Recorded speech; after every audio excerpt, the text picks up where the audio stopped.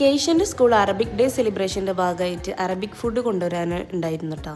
അപ്പം ഞാൻ എന്തൊക്കെയോ പ്ലാൻ ചെയ്ത് വെച്ചിട്ടുണ്ടായിരുന്നു. പക്ഷേ അൺഫോർച്ചുനേറ്റ്ലി ഡേറ്റ് മറന്നുപോയതുകൊണ്ട് തന്നെ പിന്നെ അവസാനം ഏറ്റവും സിമ്പിളായിട്ടുള്ള അറബിക് പുഡിംഗ് ഉണ്ടാക്കാമെന്ന് വിചാരിച്ചു. അതാണ് മഹല്ലബിയ, അറബിക് മിൽക്ക് പുഡിംഗ് ആണ്.